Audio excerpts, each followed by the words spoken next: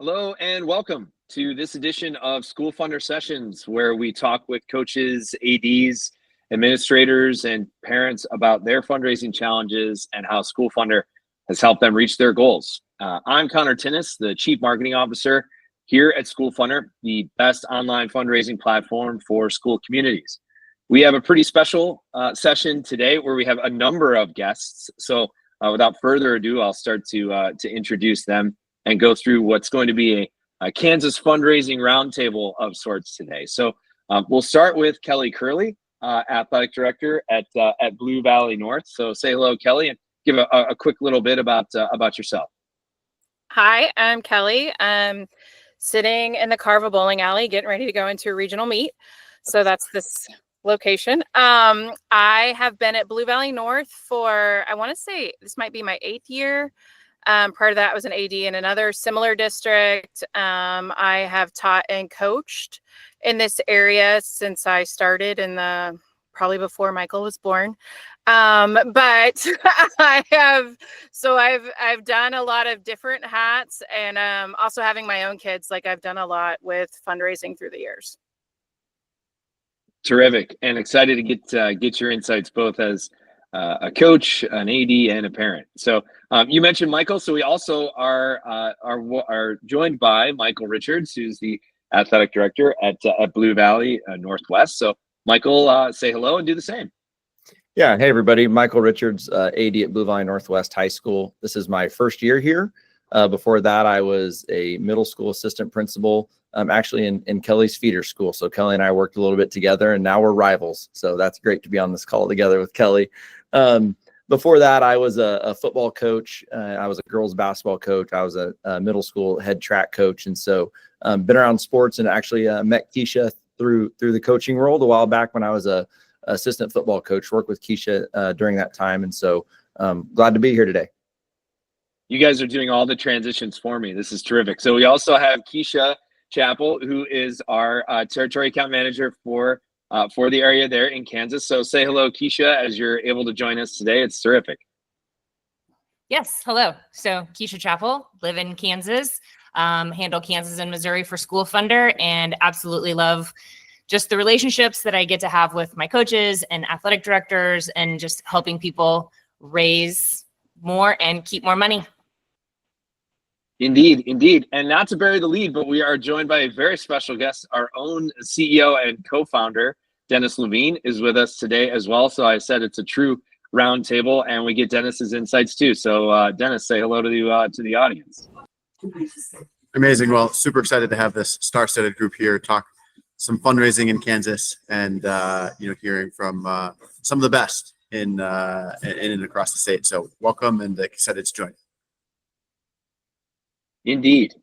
So we usually get things started by talking about the beginning of the fundraising journey and sort of your experience and in fundraising before you got to Schoolfundr. And Kelli and Michael, you guys both have unique backgrounds in terms of where you've worked and kind of what you've done up to this point. So tell us maybe a little bit about what you've done fundraising wise in the past and kind of what led you to then start thinking about being able to utilize an online fundraising platform. And we'll talk about Schoolfundr in particular, but I think it's always helpful to start there so that folks from all over the country can get a feel for what it was that you guys were doing fundraising wise in the past.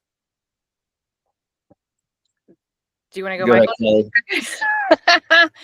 Michael? For me, in the past, in coaching lives, it has been everything from cookie dough, which is super great to coordinate the delivery, storage, and distribution of that. I have done wrapping paper.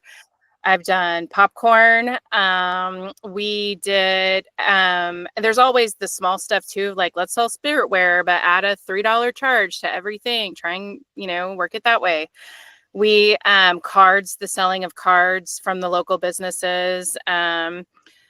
A lot of physical items have been involved in the past, which takes a huge coordination effort to distribute, and then you got to keep track of. And then there's a coach collecting money, keeping track of who turned in the money, etc. One of the best things about Schoolfundr is that there's no money. involved. We don't have kids handing bunches of change to a coach or telling me they left their Ziploc bag of cash in the locker room and it's not there anymore. Or I'm not trying to find a freezer to put cookie dough in. With Schoolfundr, all of those little headache things that you would get from actual physical items, they're not there. We don't have to deal with it.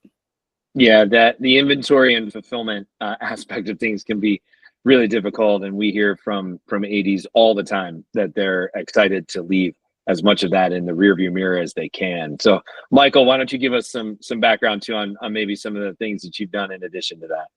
Yeah, as I mentioned, this is my first year as an athletic director, and we're not even a year into this, right? We're a couple of months into this, so I've been launching a lot of fundraisers through Schoolfundr. I think I'm going to talk more about my experience having to fundraise as a player, right? So, you're going door to door and we're selling football cards. When I was, all growing up in small town Kansas. And part of that is you only have so many people to grab from, right? And you knock on the same door that someone just went to and they're like, I already bought the Cardinal card, man. And the other part of that too is it's $20. Right. Well, maybe they don't want to donate $20. Maybe they want to donate $50, but they can't. And they're only going to want to buy one card and you only have one card left. This just doesn't close doors. Right. It allows people to donate however much they want.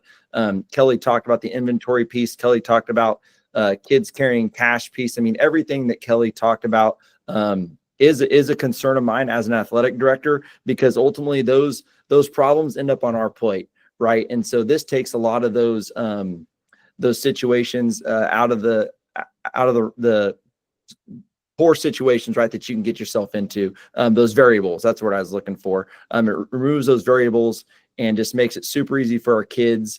And so really all I know as an AD is Schoolfundr, a little bit of a coach, getting all those football cards too, because we sold cards when I was on the football staff. And, okay, you got to get the cards, you got to hand them out, and we're doing all the work. One of the other great things about Schoolfundr is you call Keisha, she shows up and she does a lot of the work for you, if not all the work for you. I think that's probably the better way to word it.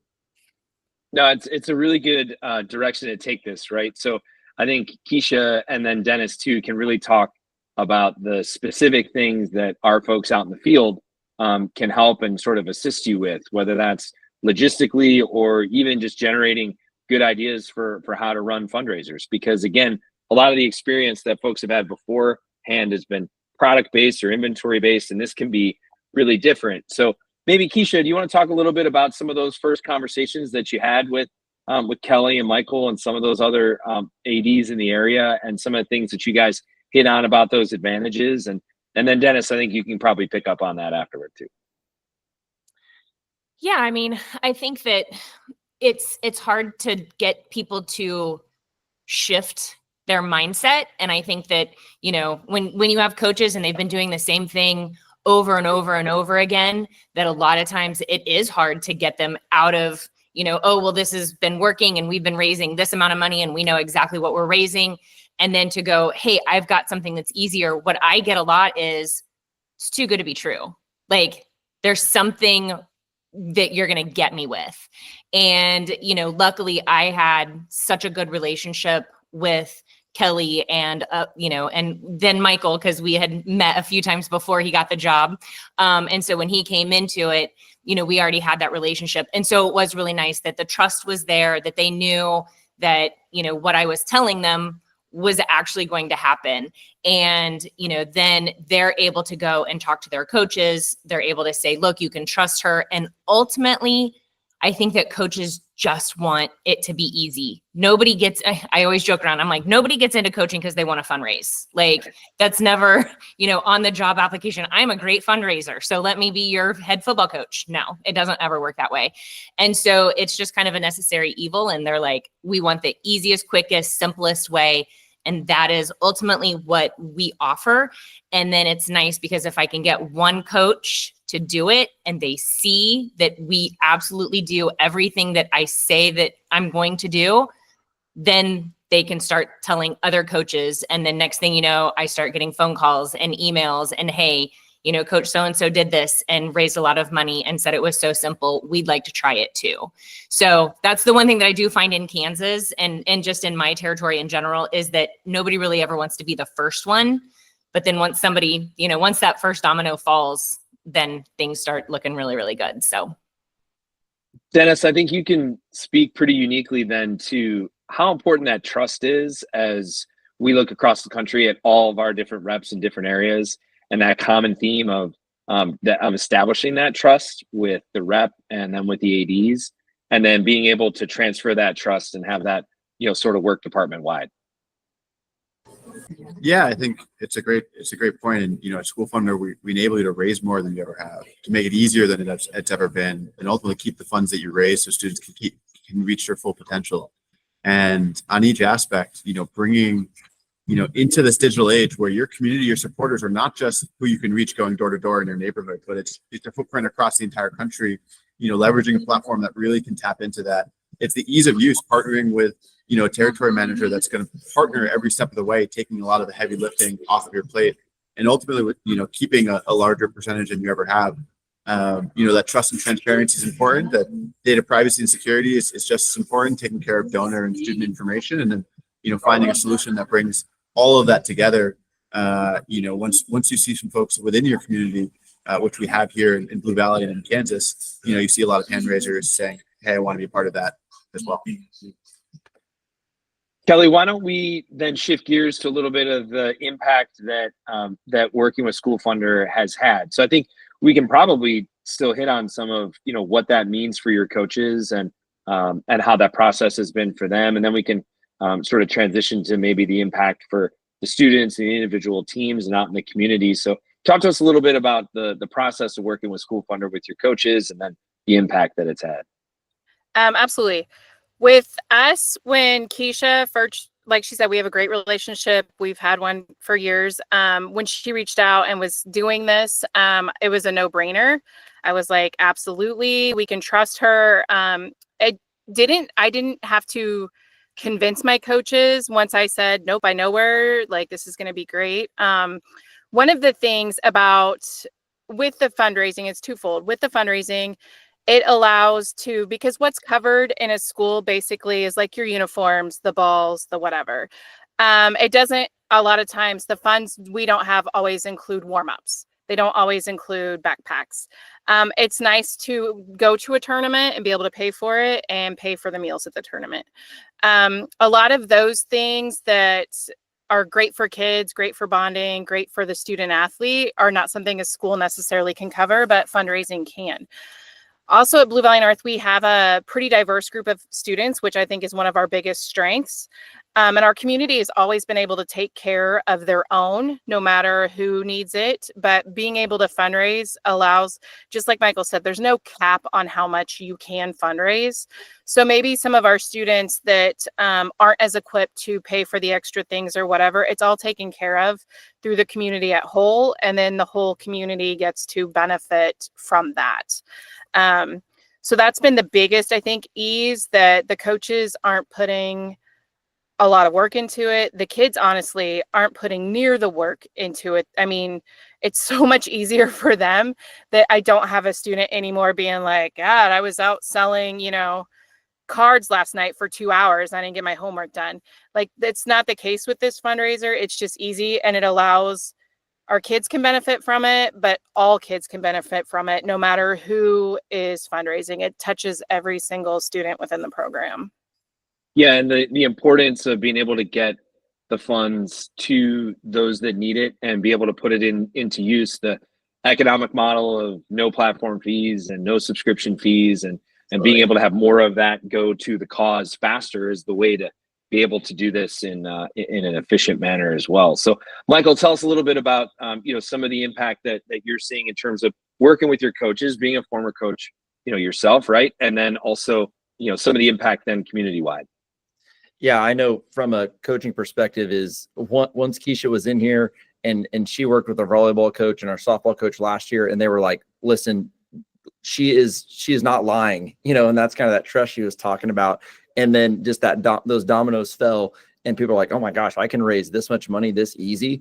And they're like, yeah, literally. And it's it's just so hard to like grasp, I think, for some coaches. But once in our school, our coaches are selling it to each other. So it's super easy from a coach's perspective. Like I said, no inventory, not have to worry about ending practice early so they can go out and do this before the sun sets, or asking them to go do this after football practice. And then really, if you think about driving around Overland Park, Kansas, which is a major city, right? And I don't know how safe that is. And so that takes this factor out of it as well. So our coaches don't have to worry about the safety of their kids and things like that. So it takes a layer of stress off of them.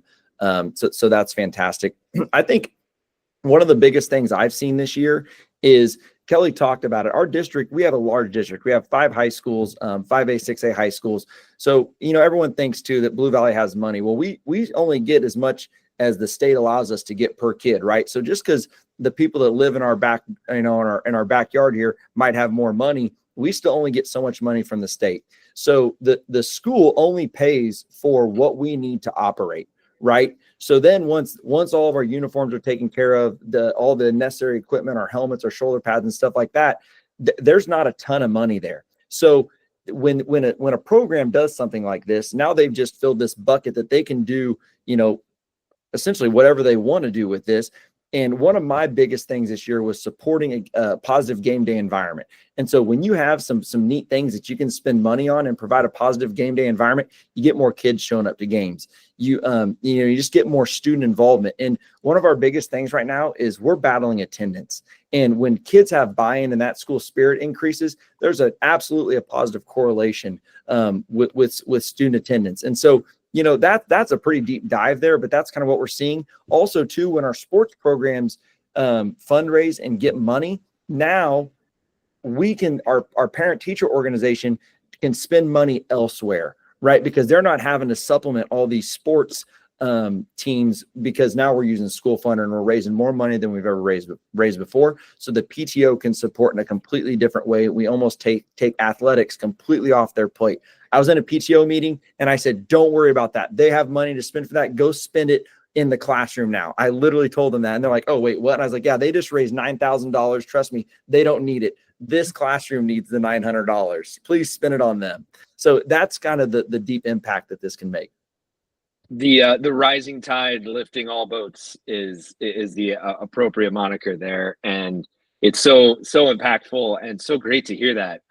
So as we start to wrap up and close, Dennis, I don't know if you want to comment quickly hearing that. I know it's really, these are the kind of stories that motivate our folks to get out there every day and try to make a difference in the communities that they're living in and that they serve. It's tremendous to hear those stories, and our folks try and take that then out on the road. Yeah, I mean, Kelli, I would love to hear, the impact of community-based athletics and the importance in your community, that serves, and the role that fundraising plays. And, tying that then to, if you're speaking to a peer or colleague, about fundraising, about Schoolfundr, what might you tell that administrator, that athletic director about how they can impact their community, by leveraging Schoolfundr? Absolutely. I think that's the biggest thing. Is I will tell anybody that will listen, Keisha knows this. We've been at conferences. It's like, oh, they haven't signed up. Let me go. It's safe. It's safe for the kids. It's safe for the parents. You develop a relationship with Keisha and you can tell the administrator, like, this is something I don't have to think about. I'm not worried about it. There's no questionable salesman coming into my office or dealing with kids that maybe haven't had a background check. I don't know, that piece of it. So it's safe on that end. It's safe on the technology end. The kids can do it. It's easy. It's not time consuming. I don't know why it wasn't thought of sooner. Bless you guys for doing it. And we get the check within like 2 weeks after the fundraiser closes, which is also unheard of in fundraising terms for schools. So it's a no-brainer. I would happily talk to any administrator that wants to know more about it. I can't think of a better way to wrap up there. Kelli, thank you so much for your insights and those pearls of wisdom for those folks that are considering jumping on board to either Schoolfundr or online fundraising in general. We're working every day to talk to more ADs and coaches out there like yourselves to get that done. And thanks everyone else for joining us today for this Schoolfundr session. Thanks to Kelli and Michael and Keisha and Dennis. We had a great conversation here at this Kansas fundraising roundtable, and we'll do more of these moving forward. To learn more about how we can help you with your fundraising needs, you can visit us at schoolfundr.org to book some time to chat with our representatives, just like Keisha, that are helping folks every day out in the field. You can also follow us on all your favorite social media channels for case studies, testimonials, fundraising tips, and all kinds of other updates. Just search for Schoolfundr and you'll find us there. So thanks again for joining us, and we look forward to sharing time with you all again soon.